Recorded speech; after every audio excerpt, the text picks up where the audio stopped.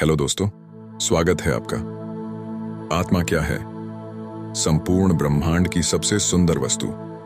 लोग अपनी भाषा में या जिस धर्म का वह पालन करते हैं उसके आधार पर आत्मा को रूह, पवित्र आत्मा, चेतना या महाचेतना भी कहते हैं।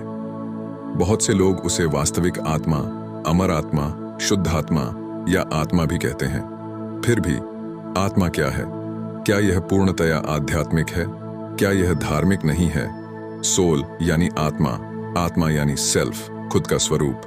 जिसने आत्मा का अनुभव किया है उसने आत्मा की सुंदरता का आनंद लिया है। जबकि मन का स्वभाव शांति है, आत्मा का स्वभाव आनंद है। आनंद यानी शाश्वत सुख की अवस्था।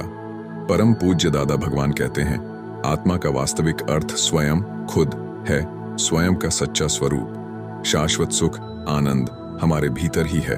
आपका सच्चा स्वरूप यानी आत्मा अनंत सुख का धाम है, और फिर भी आप विनाशी चीजों में अपना सुख ढूंढ रहे हो। मनुष्य जीवन का अंतिम लक्ष्य आत्मा को जागृत करना है। आत्मा प्रत्येक जीव मात्र में होता है। उसका स्वभाव एक समान है, यानी प्रत्येक आत्मा के गुण समान होते हैं। अनंत ज्ञान, अनंत दर्शन, अनंत शक्ति और अनंत सुख आत्मा के मुख्य गुण हैं। जबकि भौतिक सुख जैसे कि प्रसिद्धि, पैसा और संपत्ति का स्वभाव विनाशी हैं और वे असंतोष करवाता है। आत्मा शाश्वत है और ठीक वैसे ही उसके गुण भी।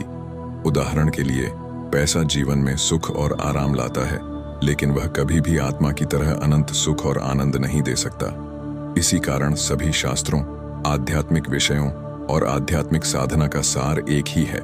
अपने आत्मा को जागृत करो। जो दिखाई नहीं देता उसे जागृत कैसे करें? आत्मा को देह के चक्षुओं, नेत्रों से नहीं देखा जा सकता और ना ही उसका संपूर्ण वर्णन शब्दों में किया जा सकता है। यह इतना सूक्ष्म है। इसके साक्षात्कार के लिए हमें प्रत्यक्ष ज्ञानी की आवश्यकता है, जिसे आत्म साक्षात्कार हो चुका हो।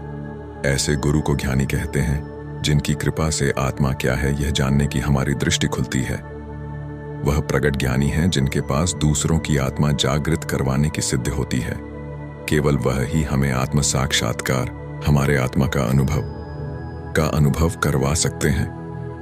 तो शाश्वत सुख का मार्ग आपको शीघ्र ही मिले की शुभकामनाओं के साथ प्रस्तुत है वह सब जो आप अपनी आत्मा के बारे में जानना चाहेंगे।